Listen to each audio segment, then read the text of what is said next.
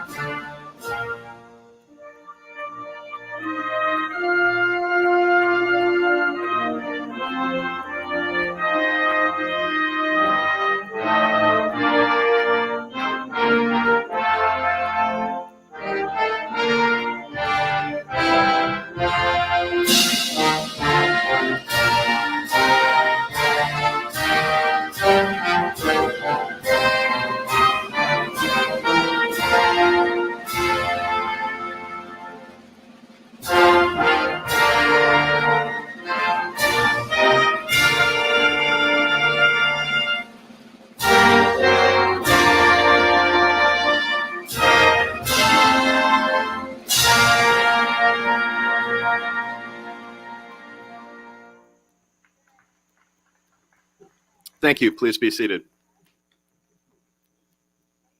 Here at Mount Vernon, we pay tribute to the legacy of the Purple Heart with a simple memorial located just outside of our main gate. This year marks the 23rd anniversary of the laying of the Purple Heart Monument. This monument is mile marker 0, the starting point for Virginia's Purple Heart Trail. George Washington understood service and sacrifice. He loved Mount Vernon and said he would rather be, quote, at Mount Vernon with a friend or two than to attend at the seat of government, to be attended at the seat of government by the officers of state and representatives of every power in Europe. And yet he left this place over and over again. He answered the call in the American Revolution, an 8-year war in which he spent only 3 days here, and each of those days with the Army in his presence. He never left his troops, never had a day off, and of course, he answered the call again at help craft a more perfect union at our Constitutional Convention, beginning our great experiment in democracy. And he left again another 8 years later to be the first president of the United States who held the country together when no one else could have. But one understood his sacrifice was not a peculiar quality that only he possessed, rather an essential virtue required for the survival of a self-governing nation. That's true patriotism.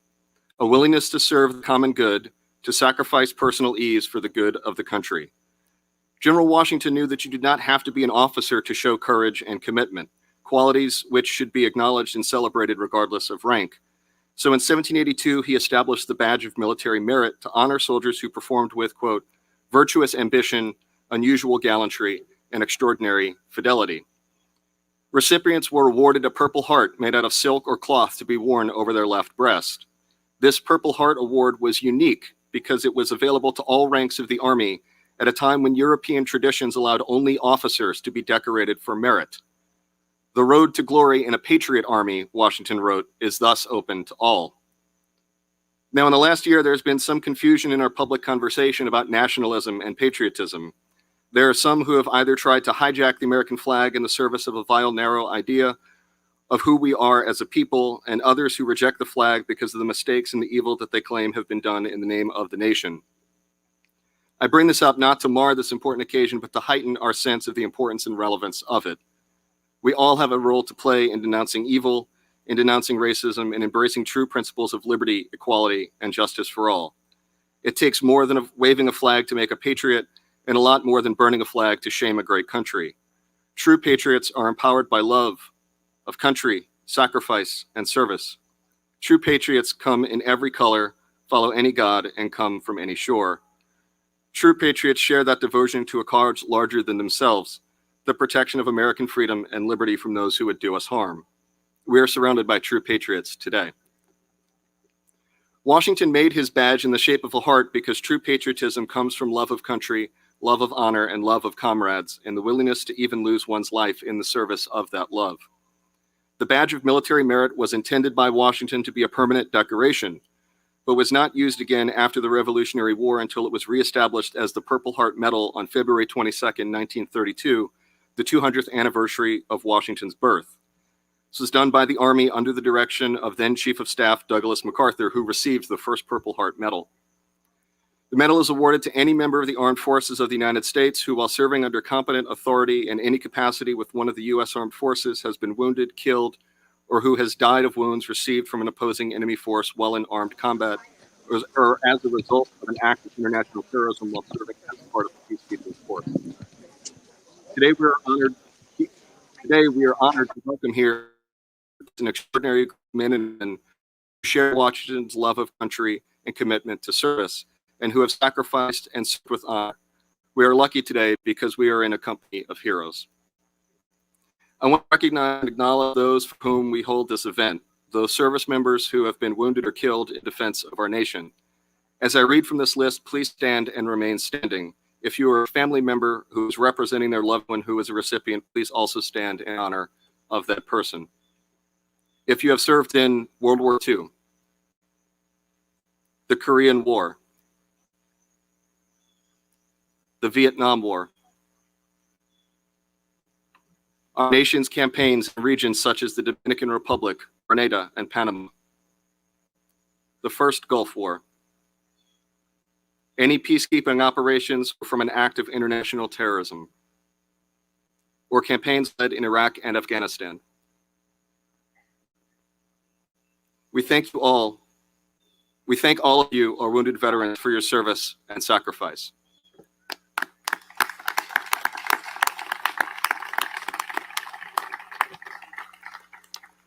On behalf of the Mount Vernon Ladies Association and the entire staff here at Mount Vernon, we want you to know that it is an honor for us to welcome you here today. It is now my pleasure to introduce General Eric Shinseki, 34th Chief of Staff of the United States Army and Chairman of the Board of the Army Historical Foundation. General Shinseki is a life member of the Army Historical Foundation and currently chairs its board of directors. Born on the island of Kauai, Hawaii, about a year after the attack on Pearl Harbor, 7 December 1941, his early years were spent growing up in the middle of World War II's Pacific Theater of Operations. He attended public schools locally and received his appointment to the United States Military Academy at West Point, New York, graduating with the distinguished class of 1965. He was commissioned a second lieutenant in the U.S. Army and served command and staff assignments worldwide for 38 years, including 2 combat tours in Vietnam, commander of the 1st Cavalry Division, and over 10 years in the Cold War and post-Cold War Europe. He was on duty in Germany when the Berlin Wall fell on 9 November 1989. During his final European assignment from 97 to 98, he simultaneously commanded 3 headquarters, U.S. Army Europe and 7th Army NATO Land Forces Central Europe, both located in Heidelberg, Germany, as well as the NATO-led Peace Stabilization Force located in Sarajevo, Bosnia-Herzegovina. General Shinseki served as the 28th Vice Chief of Staff of the Army before being appointed 34th Chief of Staff of the United States Army. Following the 11 September 2001 terrorist attacks on our nation, General Shinseki led the Army in deploying forces for operations enduring freedom in Afghanistan and Iraqi freedom. General Shinseki retired from the Army in August 2003, and in December 2008, President Barack Obama nominated him to lead the Department of Veterans Affairs, where he served as the 7th Secretary of the VA. In addition to his Bachelor of Science degrees from the U.S. Military Academy, he received a Master of Arts degree from Duke University and is a graduate of the National War College in Washington, D.C. Please join me in welcoming General Eric Shinseki.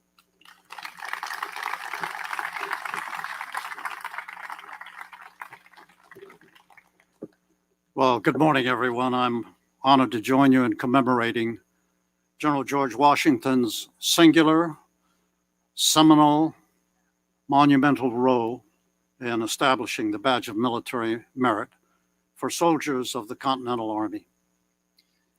Authorized on 7 August 1782, as Joe's just outlined, the badge was precursor to today's Purple Heart Medal.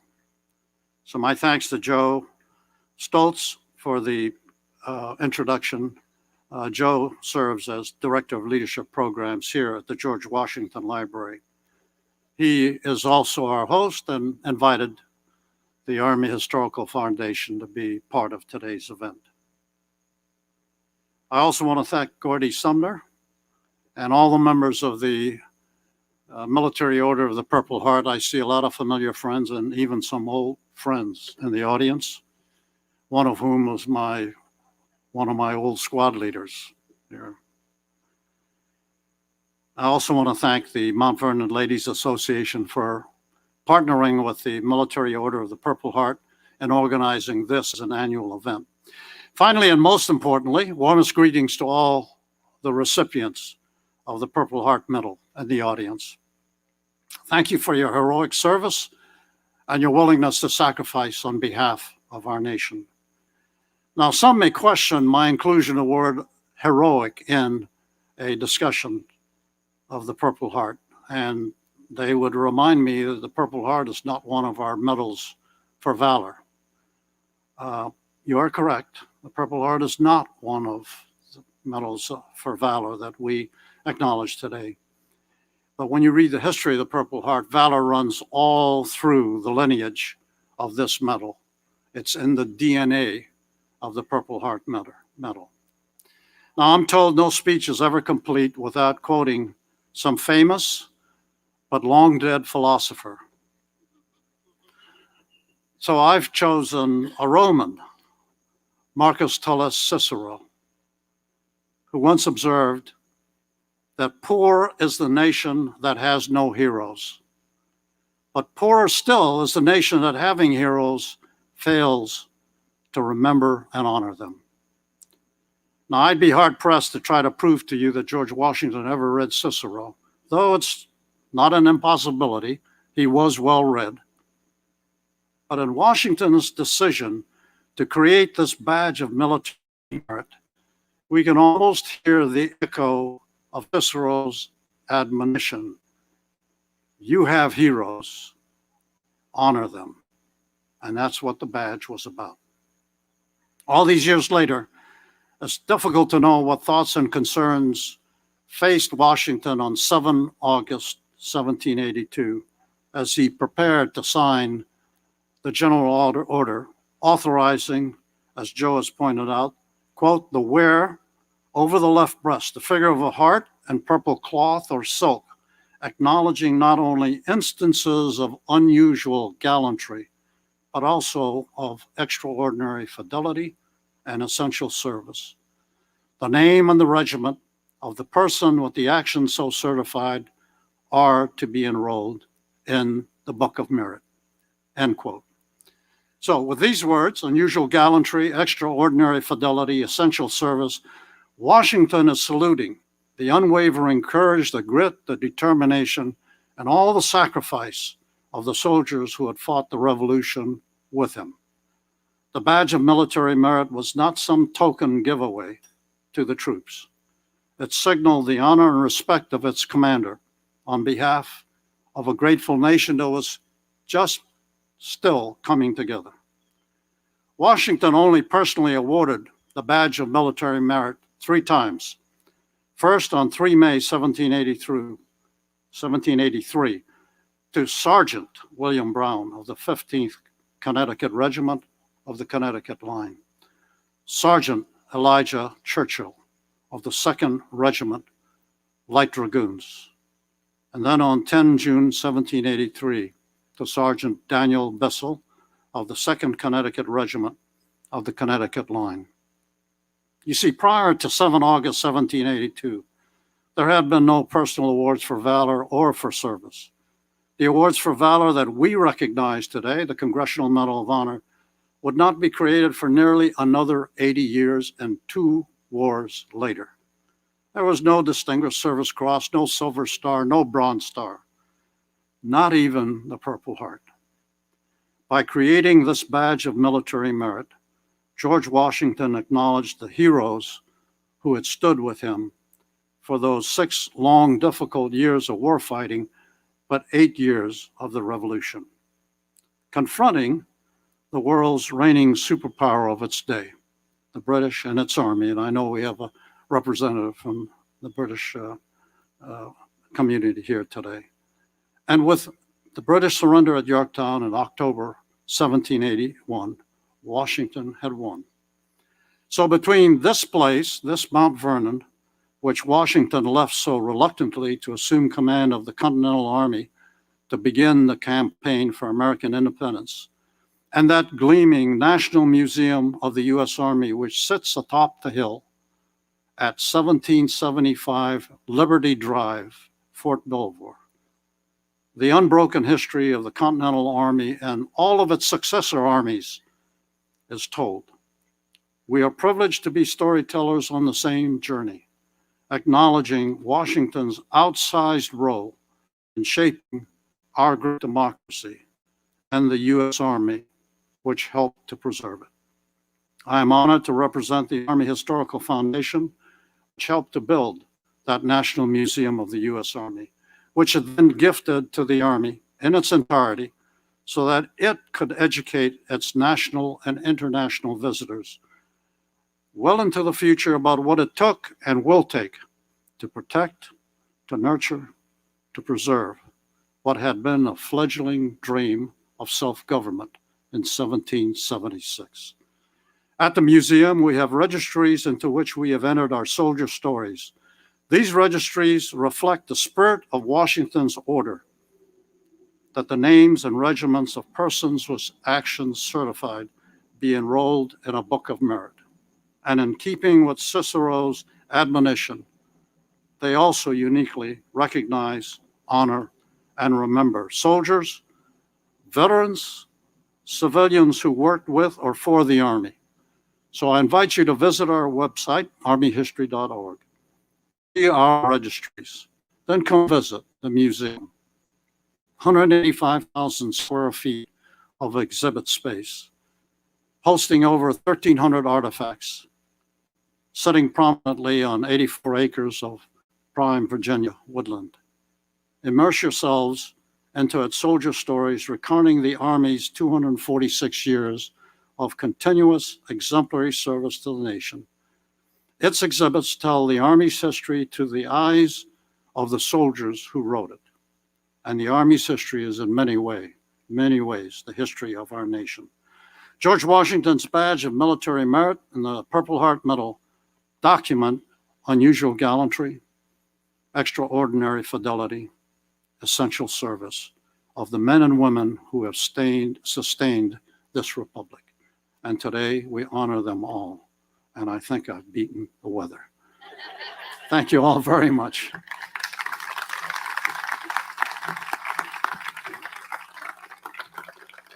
Thank you, General Shinseki. It was a pleasure and honor to have you with us here today.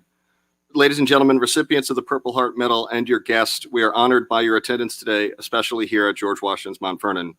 We strive to share the stories of sacrifices made by those who have served this country.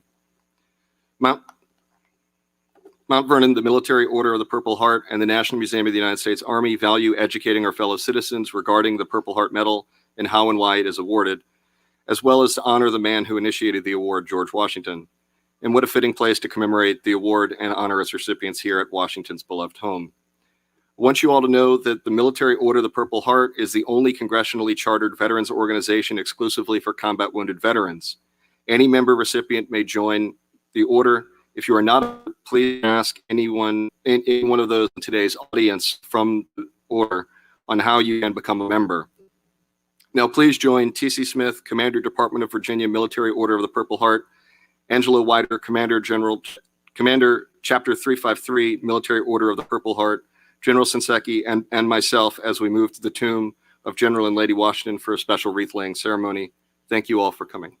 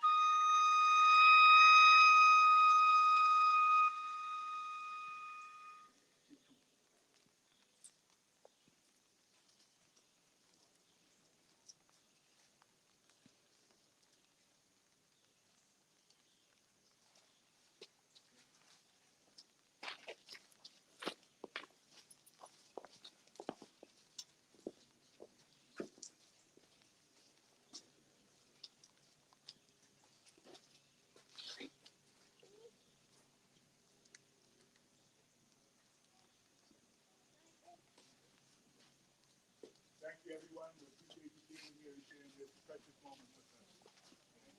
Thank you. Secretary, Gold Star Mother.